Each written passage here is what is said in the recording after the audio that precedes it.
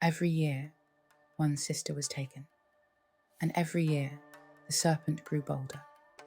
Now, only one remains, Kushina, the last offering to a monster no blade has ever pierced. If ancient myths and timeless sacrifice speak to your soul, like this video, and let the legend begin. The Serpent and the Seven Sisters. Chapter 1. Whispers of the Serpent. Long ago, in the green valley of Akashiro, the wind carried whispers. It brushed over rivers, through tall grasses and between the thin trees. People said if you listened closely, the wind told stories. Stories of fire, and fangs, and something ancient that slept beneath the mountain. The villagers feared that mountain. They called it Orochi's spine. Every year, when the red moon rose, the people lit lanterns. Not to celebrate, but to grieve. Because every year, one girl was taken. They called it the offering. A promise made long ago to keep the village safe. In return, they gave a daughter. 7 sisters had once laughed beneath the cherry trees of Akashiro, each one with hair like river silk and eyes full of stars. One by one, they were taken. Now, only one remained, Kushina. She sat by the river most days, quiet as the breeze. She did not cry. She did not run. She simply waited. The villagers left her alone. They feared to speak her name now, as if saying it aloud might wake the serpent early. Kushina's hut sat on the far edge of the village, beyond the fields, close to the woods. Her mother had stopped speaking. Her father worked without words. There was no comfort left. But at night, Kushina sang, softly, to the trees, to the stars, to the ghosts of her sisters. One night, as the red moon began to rise again, she sat beside the river and sang. Her voice was small, but it moved with the water. It carried through the reeds and over stones. It stirred something far away, something listening. A boy sat in the forest. Not a boy, really. A young man, lean and quiet, with scars on his arms and a sword at his side. He heard her song, and he followed it. Kushina saw him first as a shadow across the water. She didn't stop singing. He didn't speak. Not right away. Finally, he said, "Why do you sing to the night?" She looked up, calm. To remind it, "I'm not afraid." He stepped closer. His eyes were sharp, but sad. His voice gentle, but worn. "You're the last," he said. "Yes," Kushina answered. "And still you sing." "I will not let fear be the last sound I make." The man sat beside her. He said his name was Riku. He carried no banner, no armor, only a blade that looked too old to be sharp. Kushina asked, "Why are you here?" He answered, "I've heard the story, of the sisters, of the serpent, and of you. And what do you want from it?" "To end it." She laughed then, just once. A soft, sad sound. "No one ends Orochi. He ends us." But Riku didn't laugh. He looked out across the river, and he whispered, "Not this time." In the village, bells rang the next morning. A warning. The red moon was 3 nights away. The offering would happen soon. The villagers built the altar from stone and ash, just as they had for the others. A path of lanterns stretched from the square to the edge of the woods. Kushina walked it alone. No one stopped her. No one offered a hand. But that night, Riku returned. He sat beside her fire, silent, and she said, "You should leave. The serpent won't care who you are." He replied, "Then let it learn." Kushina studied him. "Why fight for a village that does not know you?" "Because I know loss." He rolled up his sleeve, a scar shaped like a bite. Old. Deep. "I had a sister once too." They didn't speak after that, not with words. The fire crackled, the trees whispered, and something in both of them began to burn. At dawn, Kushina gathered a small bundle of herbs. Riku watched her crush leaves and speak old words over them. Magic? He asked. No, she said. Memory. In the hills above Akashiro, the earth began to quake. Slow at first, a low rumble like thunder trapped beneath the soil, and then a breath, hot, rotten, alive. Orochi stirred. Beneath the mountain, scales scraped stone. Eyes opened, not one, but 8. Each one older than flame. Each one dreaming of blood. The wind in Akashiro turned sour. Birds left the trees. The river slowed, and the people lit their lanterns, not to guide a soul, but to light the way to the end. Kushina stood at the altar that night, hair loose, hands steady. She wore no crown, no veil, just a thread of red cloth tied at her wrist, the same as her sisters once wore. Riku stood in the trees, watching, waiting. The serpent would come. He would follow. And behind them, the moon rose, red as flame, full as fate. The offering had begun. Chapter 2. The Last Sister's Song. The village square was silent. Lanterns swung in the wind, their flames small and nervous. No music, no prayers, no tears. Only Kushina, standing barefoot on the altar stone. And the waiting. Always the waiting. She didn't look for her parents. They hadn't come. Most didn't, not for the last sister. This was not a celebration. This was surrender. Far beyond the edge of the square, Riku watched from the shadows. One hand rested on the hilt of his sword. The other clutched a charm carved from wood and ash. It pulsed with heat, a warning. Orochi was waking. Kushina closed her eyes. She didn't pray. She sang. Her voice rose gently, not loud, not perfect, but clear. The song was old, a lullaby passed down through her sisters. It spoke of rivers and stars, of home, of endings that felt like beginnings. The wind listened, so did the trees, and somewhere beneath the mountain, a monster stirred. In the woods, Riku's eyes sharpened. The earth trembled just once. The sword at his back warmed, as if it too knew what was coming. He stepped from the trees and walked toward her. Kushina saw him and didn't flinch. "You stayed," she said. "I said I would." The villagers gasped. A stranger, armed, approaching the altar. But none stopped him. Not even Luro, the headman, who stepped back instead of forward. Riku stood beside Kushina and spoke so only she could hear. Still singing. Always. A moment passed. The lanterns flickered. Then Kushina whispered, "Tell me your story." He looked ahead, not at her, at the forest line, the darkness beyond the last flame. And he spoke. "My sister was taken by a shadow, not a beast, a fear." He swallowed. "We lived far north, a quiet place.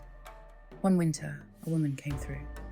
She sang a song just like yours, and the earth cracked open."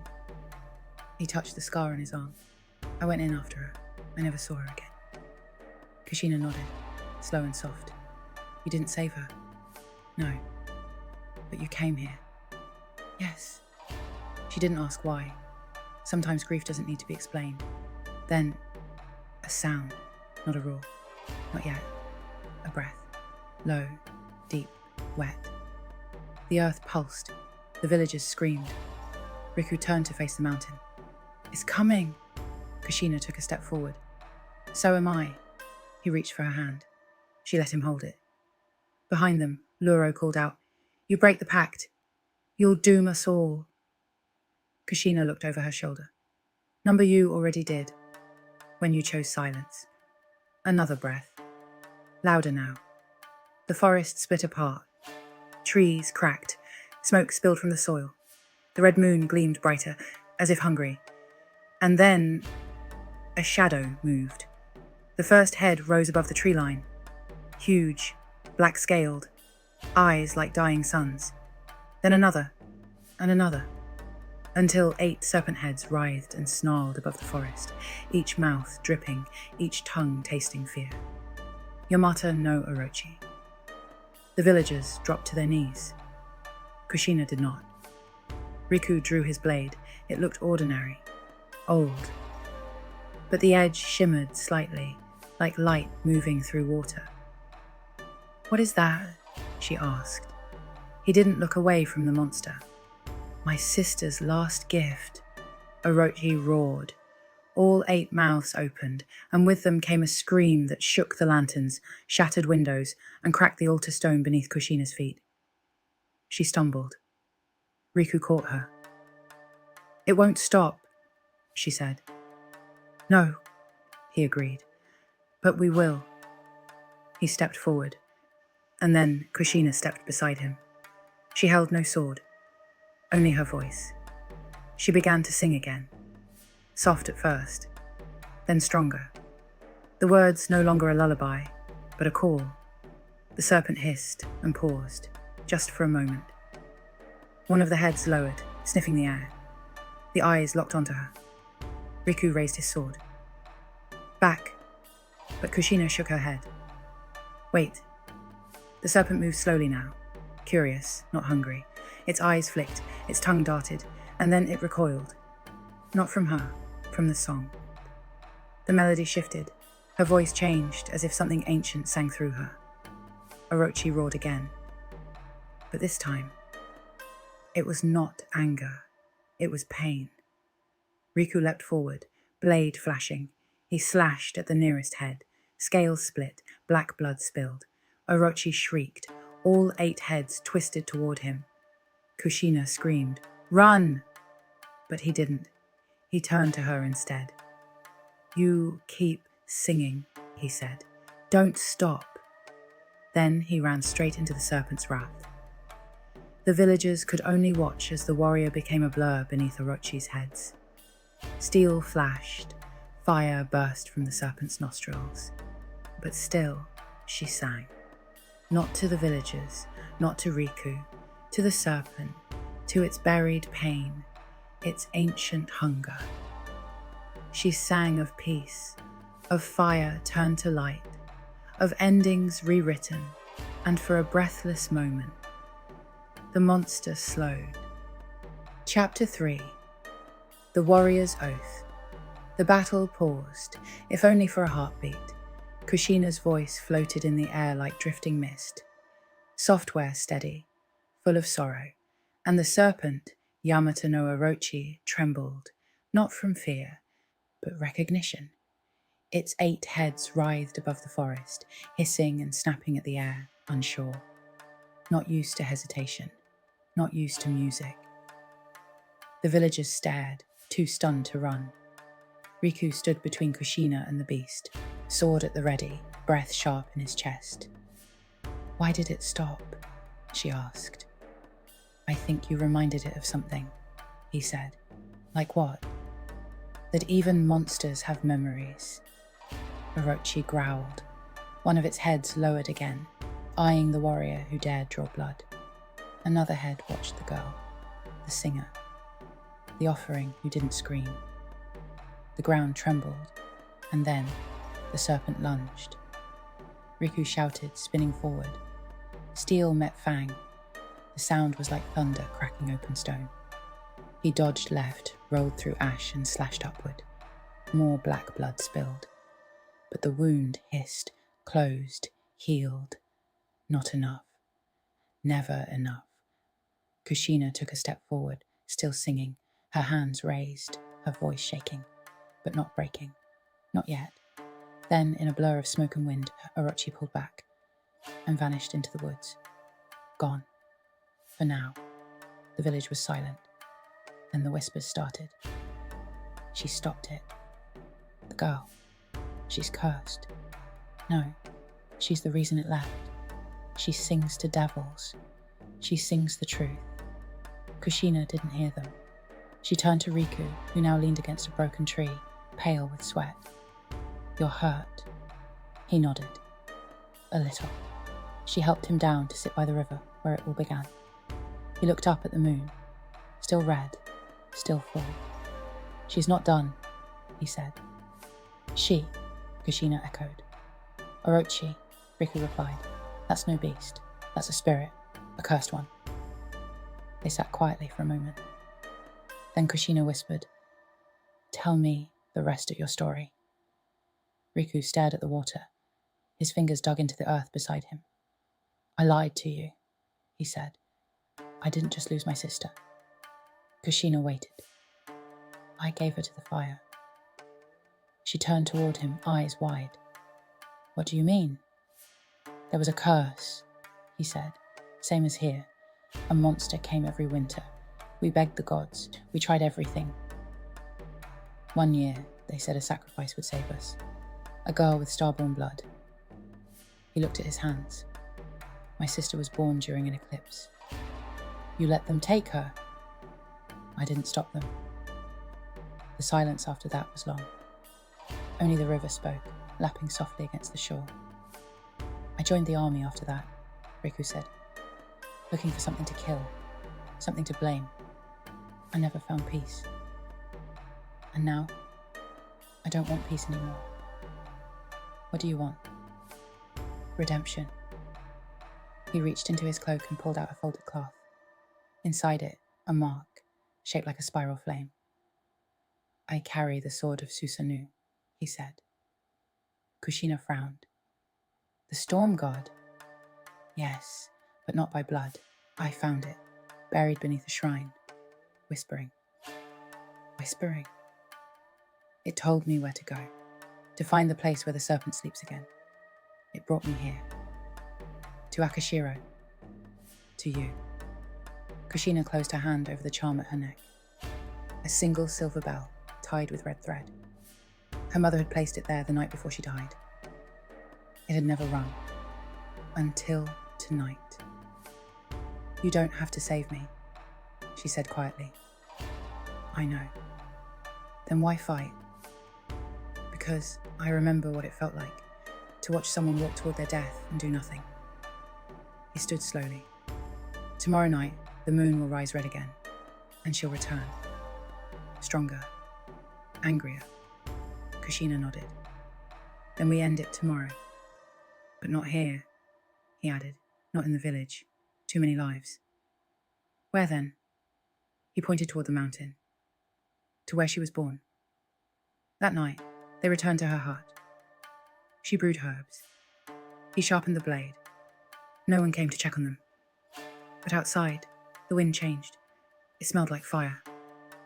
Before sleep, Kushina sat by the window. Do you think she remembers? She asked. Orochi? Yes. The first sister. The second. All of them. Yes, Riku said. Monsters don't forget kindness. Only pain. The next morning, the sky was too quiet. Even the birds had left. Kushina tied her hair back with red string. She wore her oldest tunic, and she carried no weapon. Only the bell at her neck. Riku met her at the shrine path. His armor was simple. His blade glowed faintly, pulsing in rhythm with the earth. They didn't speak. They walked.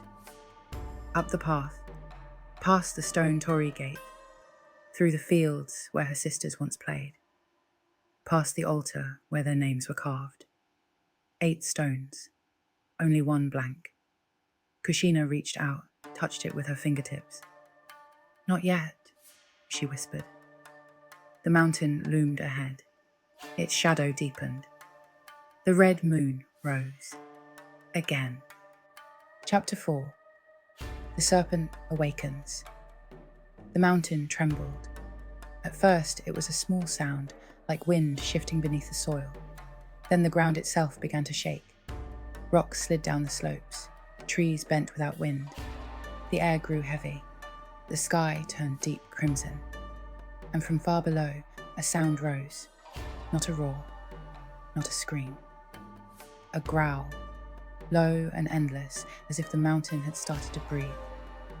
Kushina and Riku stood at the final stone gate. It marked the edge of the old forest, where no one dared step. Not in this generation, not in the last. Beyond it lay the serpent's cradle.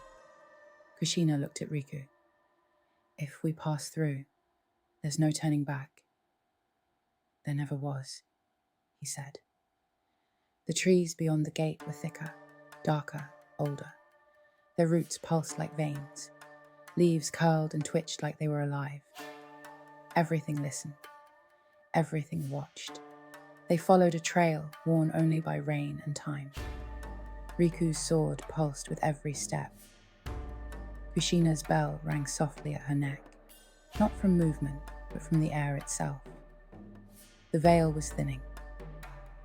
They crossed a black stream that ran uphill, past a shrine eaten by moss, walked beneath archways carved with names neither of them could read.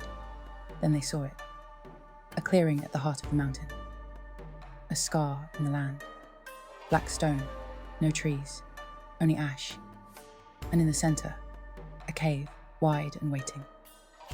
Smoke curled from its mouth, warm and thick. The earth here was cracked, as if it had burned once and never healed. Kushina shivered. This is where it began. Riku nodded. And where it ends. They waited. The sun faded. The red moon climbed. And with it came the serpent. The ground split first. A wave of heat surged upward. Then the cave shook, and from it came a great black shape, dragging itself from the earth like a storm given form. One head, then two, then all 8, rising into the night like twisted shadows of dragons. Each head moved differently, one snarling, one drooling, one weeping smoke, another laughing a deep, broken sound. But they all shared one voice. "You return," it said. The words weren't spoken. They were felt, a pressure behind the eyes, a whisper in the spine. "You bring the sword and the song." Kushina stepped forward. Her hands trembled, but she didn't stop. "I bring my sisters."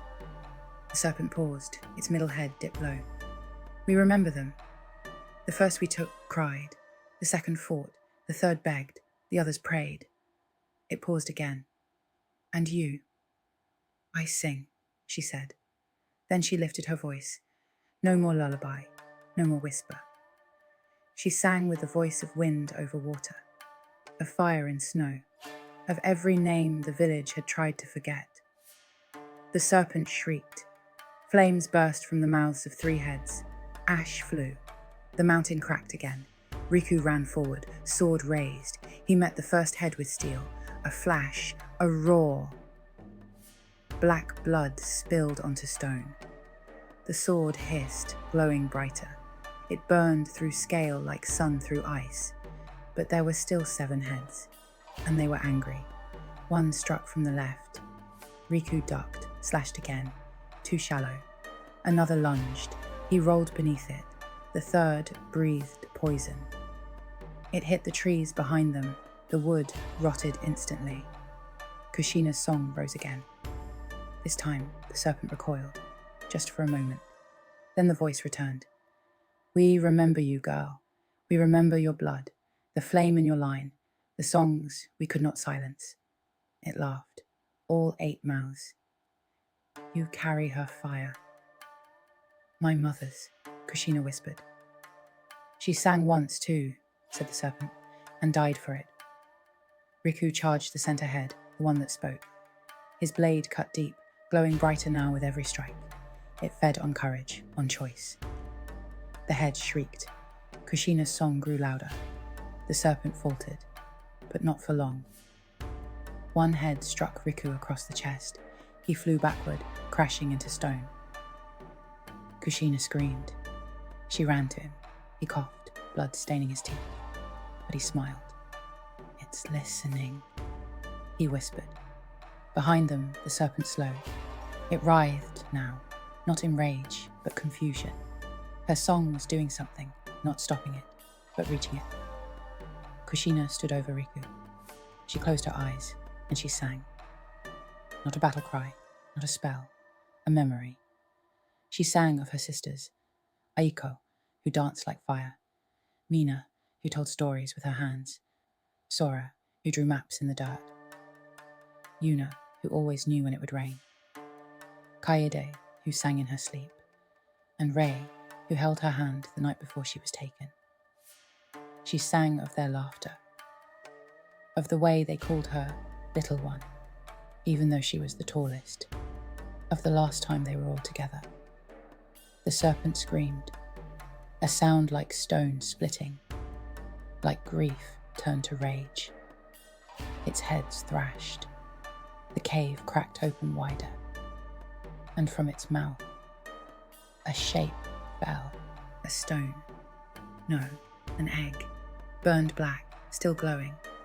Kushina stepped toward it. The serpent hissed, weak now. "You should not touch it." "I must," she said, and she did.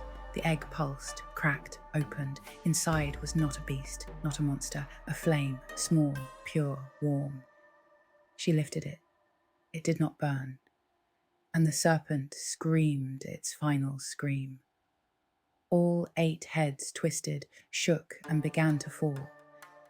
The light from the flame swallowed the darkness, and when it was done, the mountain was silent. Chapter 5. The Battle Beneath the Red Moon. The red moon hung low over the mountain.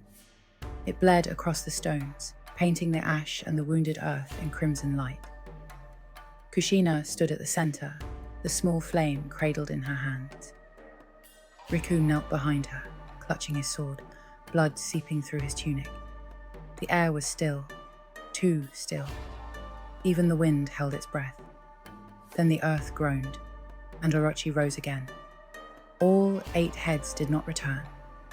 Only 5. 3 had fallen, dissolved in black smoke, consumed by the truth of the flame. But the rest still moved, still hissed, still hated. Kushina turned slowly. "They won't stop." "No," Riku said, struggling to his feet. "But neither will we." He gripped his sword tighter. Its light had dimmed. The blade was cracked now, but still sharp. Kushina looked down at the flame in her hands. It pulsed like a heartbeat. Not hers, not Orochi's. Something older, something remembering. "I think this was hers," she whispered. Riku nodded. "Your mother," Orochi screamed. The sound made the sky tremble. Rocks shattered around them, the mountain's edge crumbled, and then it attacked. The first head lunged. Riku met it with steel. A quick step, a clean strike. He wounded it again. Another head snapped at Kushina. She ducked, rolled, flame still safe in her arms. The serpent roared. Fire burst from 2 mouths. The cave lit like dawn. Ash flew. They ran. Riku turned, sword raised. One more time. One final charge. He leapt, slashed upward. Steel met scale. A deep cut, but the sword cracked in 2. He fell hard, coughing blood. "Kushina!" he yelled. She didn't run. She stood. The flame hovered now, floating just above her palms. It pulsed once, then burst into golden light. Orochi froze. All 5 heads jerked back. They hissed, snarled, shrank. The light grew. Kushina's voice rose. Not a song, not words, just sound. It echoed across the mountain, filled the trees, shook the stars, and from the golden light they came. The sisters, 6 of them, shadows made of memory and fire. They stood beside her, not ghostly, real, whole, strong. Aiko, Mina, Sora, Yuna, Kaede, Rei, each one with eyes like hers. Orochi screamed, but the sisters did not move. They stood between the serpent and their own blood. The sky cracked with thunder. The red moon flickered. Then Kushina stepped forward, her voice soft, her hands raised.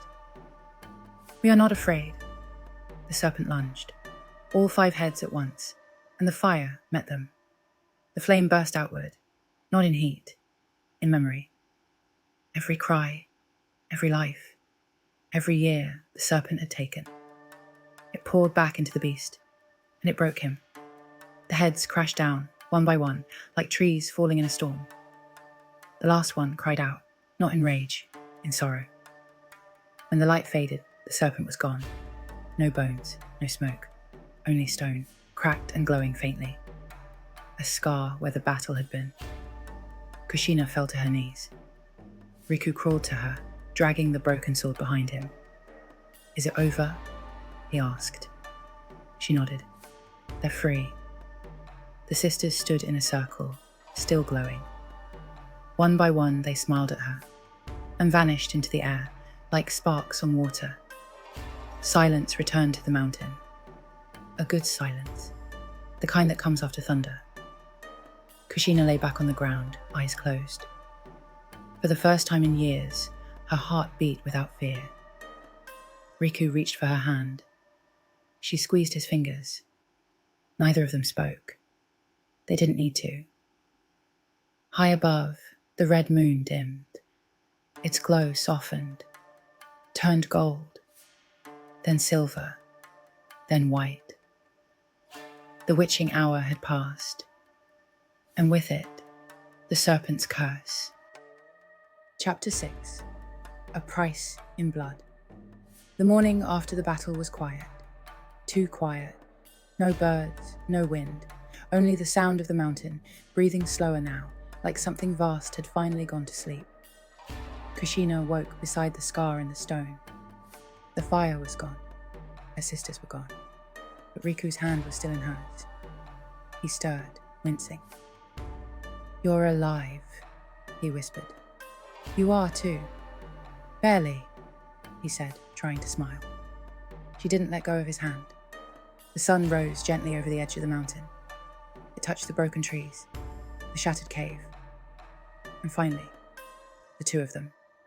It felt like a blessing, but deep inside, Kushina felt something missing. A thread pulled too tight. A string snapped in silence. She stood slowly, walked to the center of the scar, where the fire had burned, where the serpent had fallen. There was now only a single black stone, smooth and round. She picked it up. It was cold, but beneath the surface, something pulsed. A voice drifted on the wind. Not loud, not frightening, familiar. Kushina. She turned. No one was there. Then she heard it again. Not a voice of the living. A memory. Her mother's voice. The night before she died. The lullaby. The warning. Some blood calls monsters. Some sings them to sleep. Kushina looked at the stone again. And suddenly, she remembered. Not everything. Just a moment. A cradle of fire.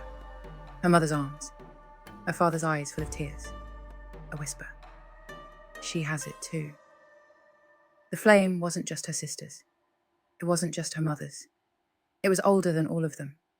A gift. And a curse. She sat with Riku beside the scar in the mountain. "I think I understand," she said. "Understand what?" "Why the serpent came. Why it listened to my song. Why it stopped." Riku looked at her carefully. "Why?" "Because I am not just the last sister." She closed her eyes. "I am the 8th. He didn't speak. She went on. "My mother had 7 daughters before me." He blinked. "You mean, I was born after the curse began, not before. She hid me, changed the story, let them think I was the last, the youngest, but I wasn't. I was the next beginning." The 8th sister. Riku sat in silence, the truth sinking into his bones. "That's why the serpent hesitated," he said. "It remembered you." "No," she said gently. "It remembered itself, through me." She looked back at the black stone in her hand. "This is what's left, the last piece. What will you do with it?" She thought for a long time, then said, "Keep it. As a reminder. Not all monsters are meant to be destroyed. Some are meant to be understood." They walked down the mountain together.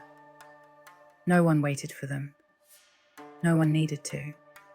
The curse was broken. And peace does not always need applause.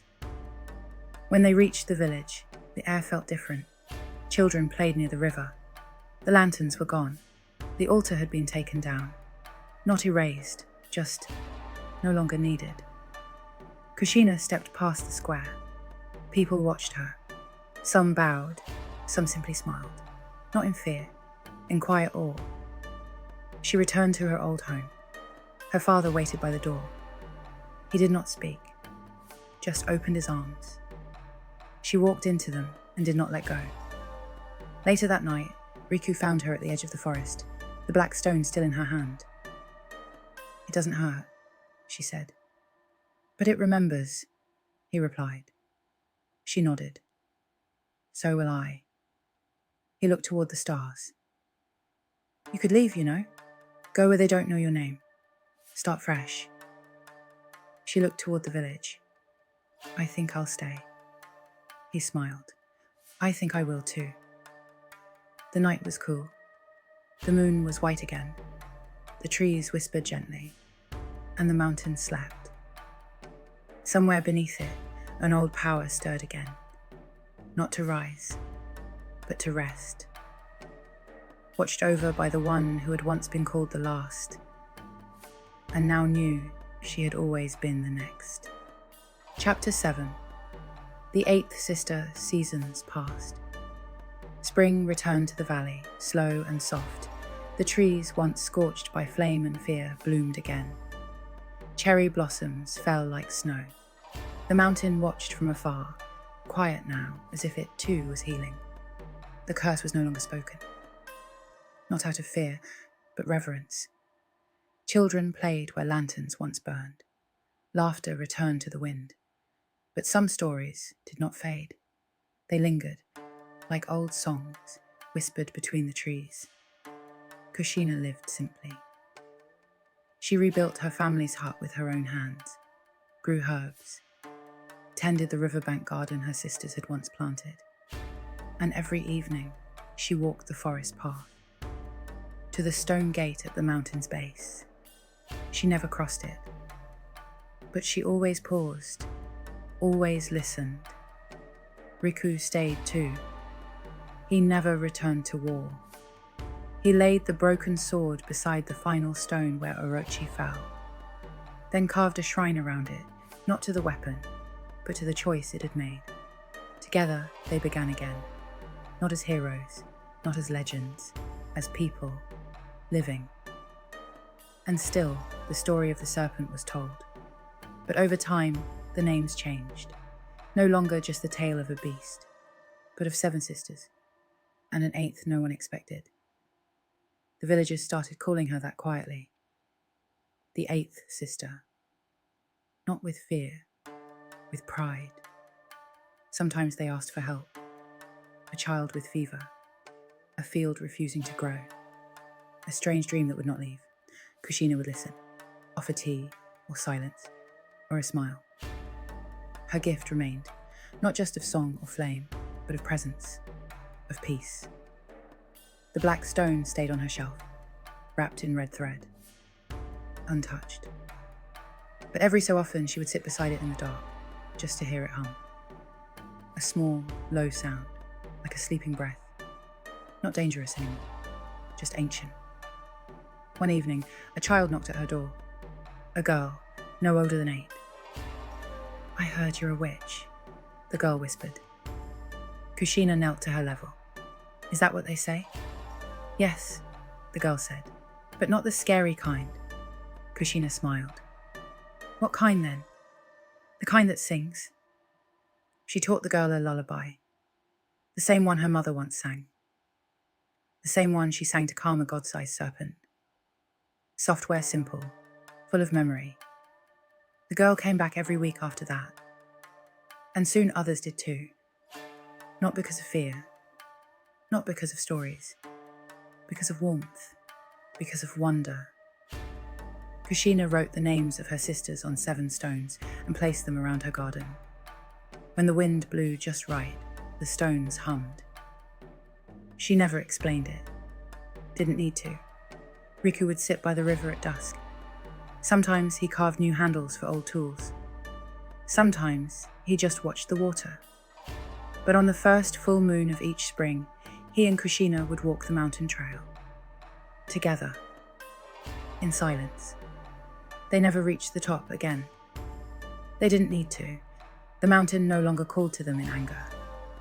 Only in memory. On the 3rd spring after the serpent's fall, a strange flower bloomed in Kushina's garden. One she hadn't planted. Its petals were black, edged in silver. It hummed like the stone, but it pulsed with light, not threat. Balance. She smiled when she saw it.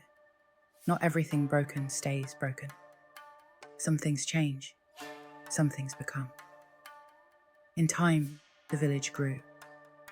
Children told the story differently with each passing year. Some said the eighth sister married a warrior with golden eyes. Some said she vanished into the forest one night, returning only when the moon turned red. Some said she became a fox spirit. Some said she still walks the mountain trail, humming to the trees. Only one part stayed the same. She ended the curse, not with a sword, but with a song. And in the deepest part of the forest, when the wind is just right, some say you can still hear her, singing, not to summon, not to fight, just to remember. The end. Thank you for joining us on this journey into song, sacrifice, and legend. The eighth sister reminds us that sometimes it's not swords, but memory that saves us. If this story moved you, we invite you to like the video and subscribe for more lore and lunacy. Bedtime myths told with heart. Until next time, dream deep.